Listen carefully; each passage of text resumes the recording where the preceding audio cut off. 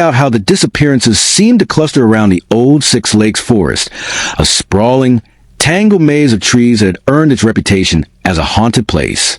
"It's like something's hiding out there," Marty said, voice hushed but trembling with excitement. "Something that's not human."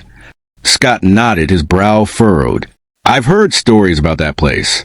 People say it's cursed, that the woods are alive with something evil. But I never believed it, until now." The boys decided to investigate. They snuck out one night, armed with flashlights, a camera, and a sense of daring that overshadowed their fear. As they entered the forest, the air grew thick and oppressive, the shadows twisting and dancing in the flickering beam of their lights. Every crackle of a twig sounded like a scream. Every rustle of leaves seemed to whisper warnings. Deep within the woods, they found strange symbols carved into the trees, ancient, arcane markings that seemed to pulse with dark energy. Marty took pictures, but the camera's flash seemed to disturb something unseen.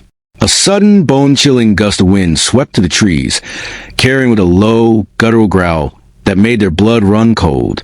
They froze, hearts pounding, as a pair of glowing eyes pierced the darkness. Eyes that were not quite animal, not quite human. The creature emerged from the shadows, and what they saw defied comprehension. It was a monstrous abomination, tall and hunched, with elongated limbs that dragged on the ground. Its skin was a sickly, mottled gray, slick and slimy, as if it were covered in a layer of decaying flesh. Its face was a nightmare, part humanoid, part beast, with a gaping maw filled with jagged, blackened teeth and eyes that burned with malevolent intelligence. Its claws were long and sharp, like sickles, dripping with dark, viscous substance that shimmered under the moonlight. The creature hissed and lunged at the boys, who stumbled back in terror, their flashlights flickering wildly. Marty screamed as the beast's claws raked the air inches from his face.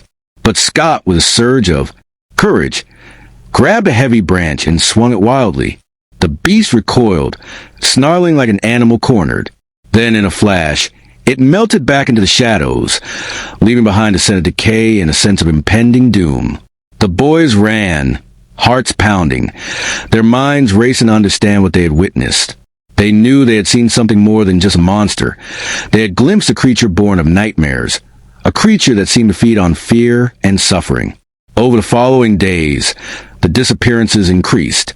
The town was gripped by terror, whispers of the supernatural spreading like wildfire. The local sheriff, a grizzled man named Deputy